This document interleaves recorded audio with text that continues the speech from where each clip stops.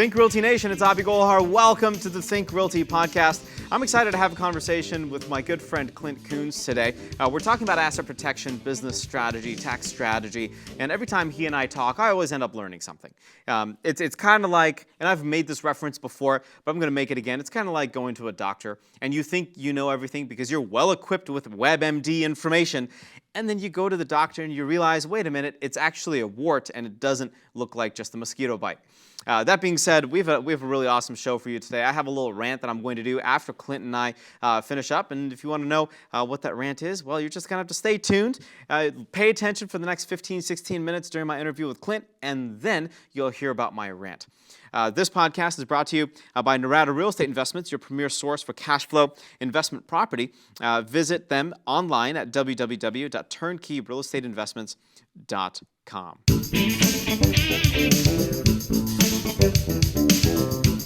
My good friend Clint, welcome to the show, man. How are you doing? Abhi, thanks for having me on. I'm doing well, thanks. Awesome. So there are a lot of things that we can talk about. We've before. You've been on the video podcast here. You've been on the radio show when we had that. We covered tax strategy, business strategy, asset protection, and we can cover those topics. Maybe a quick fire round a little later, but this idea of real estate investing being a business, I think, is a really good one to talk about going into the Think Realty Baltimore event, at which you'll be a speaker. And again, that's March 21st to the 22nd. And if there's one thing that I love about the crowd after they finish listening to Clint speak, is they all hover around him, and I don't even get to ask my questions. So that, it sucks for me, but it's great for everybody else. And I feel like I just let everybody else have that turn. But he's not only a very entertaining speaker, but he makes a lot of good points, and he's very up to date with the information.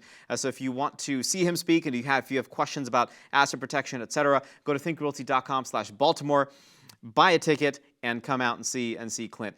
So Clint, give us a quick little rundown of who you are and what you do. Oh, wow.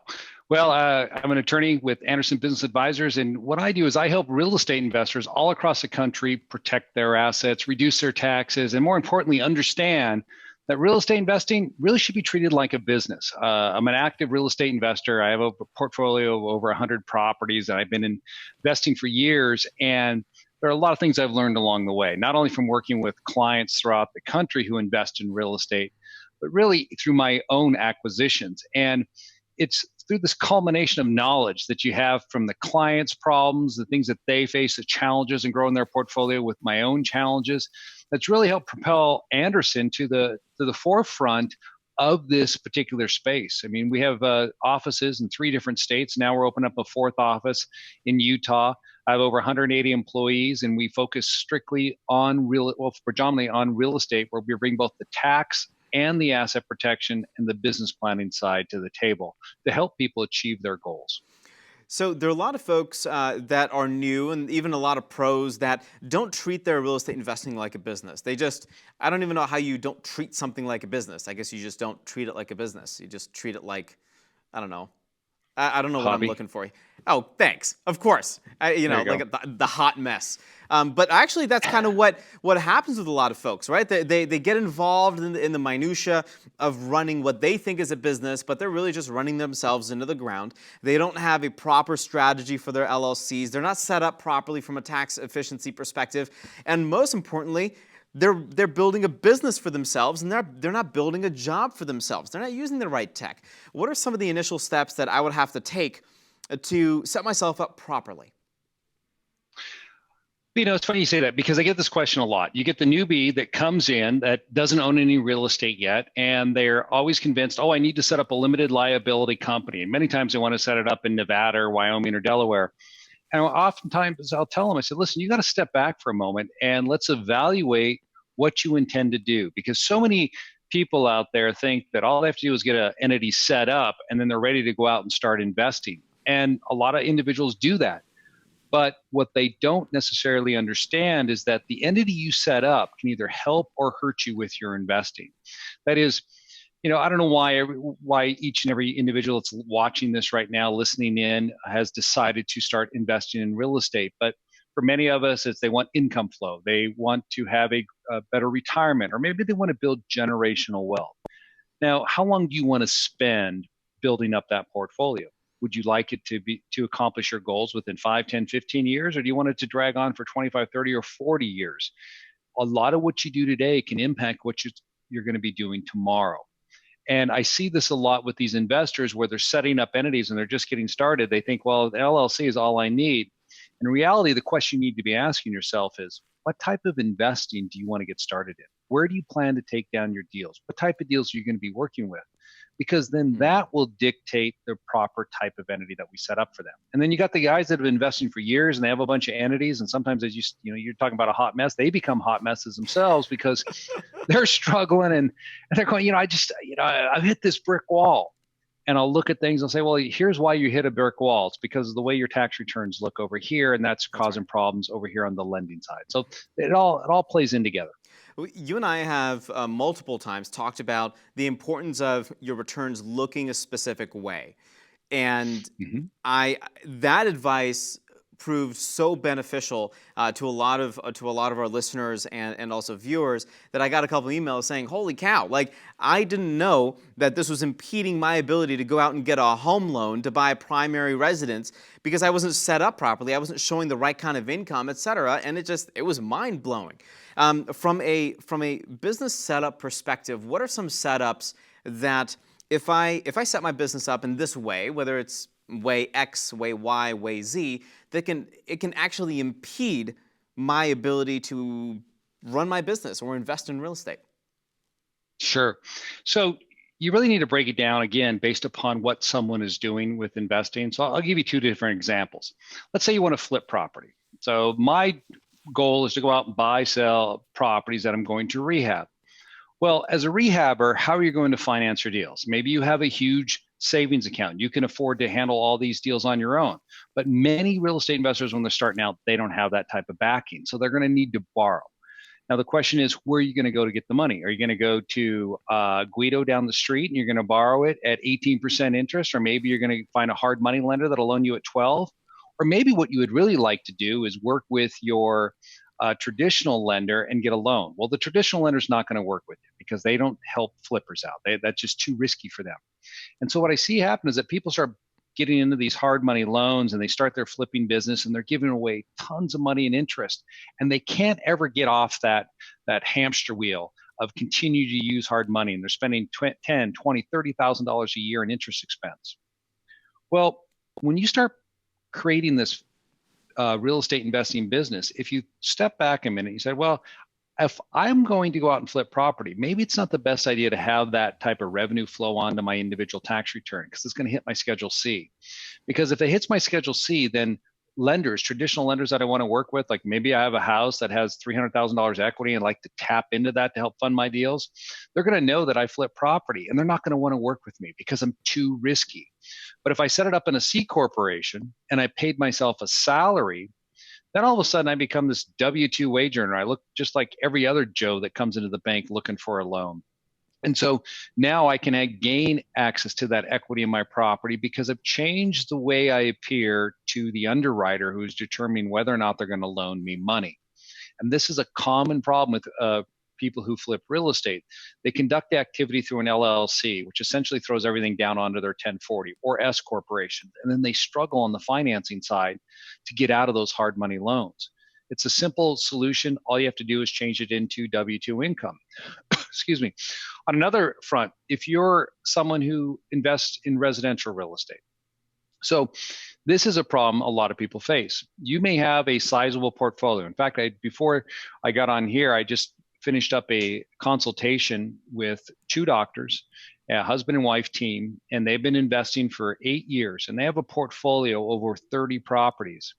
And one of the struggles that they were looking at is, going forwards, that debt to income ratio, because they built up this great portfolio of properties, but when you go in to borrow money, what does the underwriter look for? They look at how much income you're bringing in, what your debt is to see whether or not you can qualify for that next loan.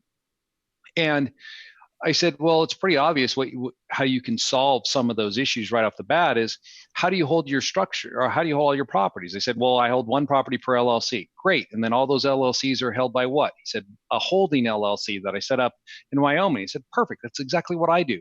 But here's the difference. How is that holding LLC taxed? He said, well, it's disregarded. I said, why did you do that? Well, his response was, it saves me money on my taxes. I don't have to file an extra tax return. I said, yeah, you may not be filing an extra tax return, but you're really hurting yourself in growing your business. And here's why. All those properties that you've built up, 30 properties, they all flow down onto your Schedule E of your 1040 page 1. So when you go in to borrow money, under Freddie Franny guidelines, if you're working with that type of lender, then they're only going to be able to look at about 70 to 75% of that income. They will not count that other 25 to 30% of your income because they're not allowed to. Now, wouldn't it be great if we could take and bring that 25% of income back on your return for your debt to income ratio? And he's looking at me and go, well, how do you do that? I said, well, it's simple. We just take that entity that holds all your properties and we convert it into a partnership. And so you get a K1. Now you have a different looking tax return where you get a K1 for all that income. All the properties no longer appear on 1040 Schedule E page 1. There it's on page 2 on a line item, and you get 100% of the income. And so it's little tweaks like that that the real estate investor, when they're getting started, or maybe they've been investing for 8 to 10 years, they don't realize it, and they're wondering, why am I not moving forwards? Well, if you're borrowing money, a lot of times it's, how does the underwriter perceive you, your business, and your tax returns? These are excellent examples of when I need Anderson Business Advisors in my life, right? Like, I wish I had this information when I was starting out. Like, seriously, I'm a little speechless. This is so true, because back then I was just like this kid off the block trying to make it work. And quite frankly, that may be where a lot of you feel right now. And many of you listening, and if you're a first time, you're thinking, okay, well, it's not a big deal. I could just go to the Secretary of State, register for an LLC, and what's the big deal? I'm going to go to the IRS EIN generator. It's the online application process. It's free to do. And boom, there we go. I got myself an EIN. It starts with a 47, and it has a bunch of digits, and now I'm in business. Well, not exactly. And what Clint did expertly well is identify very specific examples where if you don't take a look at how to structure yourself properly, you're missing out on capturing 100% of that income on a K1. It's essentially just a distribution, but instead of getting all 100% of that, you're only getting 75. And that's what the bank is going to look at. And how much would that suck if you can't get the loan that you want to get to buy the house, to buy your dream house, for example? And that all starts with the proper business planning. And that's why what Clint and his team have been able to put together and do is understand all aspects of it instead of only asset protection. It's also the business strategy and the tax planning. And I think that's just an expert thing to do. So I'm excited about that. Clint, where can I get your book? And it was like get something. I had it written down here, getbulletprooftoday.com. But what was the inspiration Correct. for writing that book? Well, the inspiration for writing the book came from my own trials and tribulations in investing. I grew up in a real estate investor family where my father invested. And I decided one day, you know what, I need to take this information, put it in a concise format so that it answers the questions that people have and it gives them that base level of knowledge that they know going forwards. All right, so if I'm going to do X activity, then this is the type of entity I should be looking for. So when you talk to that CPA or that local attorney that you may be working with, and they push back and you say, oh, no one uses C corporations. You should have an S corporation. You could say, but wait, have you thought about this? Have you thought about this? I mean, that's how we end up picking up so many clients, is that people run into these issues with their local professionals that they've had relationships with because the local professional that they've worked with doesn't understand real estate. I mean, it's a different animal. It's not like a traditional business. And so that was the inspiration there, is to help people achieve their goals. I love it. Clint, that's time. I appreciate it. You're going to be speaking you're speaking. It's not even going to be a panel, which is even better because then everybody gets a full hour of Clint Coons at Think Realty Baltimore. So register for Think Realty Baltimore by visiting www.thinkrealty.com/Baltimore. I highly encourage everybody to get empowered for making the right decision and get Clint's book. It's super, super important that you do. And Clint, the website one more time is? Getbulletprooftoday.com. And if you go there, you all not only get the book, you're also going to get a free strategy session as well. So we'll actually take a look at your individual situation, and we'll design out a plan for you, no charge. Beautiful. Clint, thanks so much. I'm going to be in Baltimore, so looking forward to grabbing a cup of coffee and sitting down. Absolutely. It'll be a lot of fun. As usual. You got it, man. Okay, and I'll make sure when they all come and swarm me, I'll push some back to you this time. That would be great. I mean, the last couple times I just out of pity, I just felt like, I'm just like, you got to go say hi to Clint. I mean, I'm going to have to give him books just to go talk to you, it sounds like. Make you feel better. That would be helpful, because now you got everybody. I mean, nobody wants to talk to this short guy. Anyway, I'll see you there in Think Realty Nation. All right.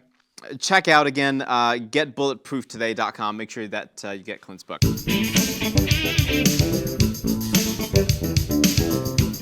This next segment is brought to you by Residential Capital Partners, a leading hard money lender with a national scope and a local presence in each market they serve. Their partners and loan affiliates have flipped well over 1,000 properties themselves, so they know your business. Visit them today at residentialcapitalpartners.com. So here's the rant that I have for you, and it starts with not knowing your investment strategy. If you don't know your investment strategy, it's going to really, it's going to hinder absolutely everything. And then you're going to be investing only in primary markets. You're not going to take a look at other options in other markets that are available to you around the country. I know Clint for sure. I mean, he doesn't only have investment property in his state. He's got investment property outside his state.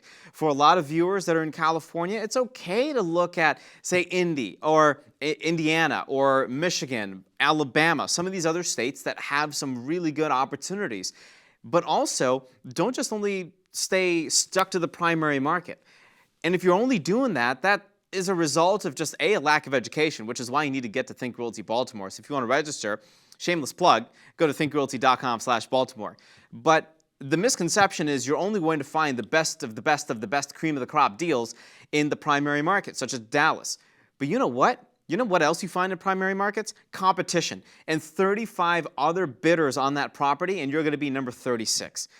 The last time I checked, you don't want to be in an eBay trying to figure out how much you're going to pay on the top dollar of that property, and that's going to be a hyperinflated value just because everybody's emotions are running amok. So go check out some of these secondary, tertiary markets and win there. There's a difference, ladies and gentlemen, between finding opportunity and creating it. Those that don't know any better find opportunity. Those that know better and are smart, like you, for watching the Think Realty podcast, create it. That's all I got for you today. This podcast is brought to you by Narada Real Estate Investments, your premier source for cash flow investment property. Visit Marco Santorelli and his team at Narada Real Estate Investments by visiting www.turnkeyrealestateInvestments.com. Think Realty Nation, I will see you in Baltimore. Until next time, happy investing.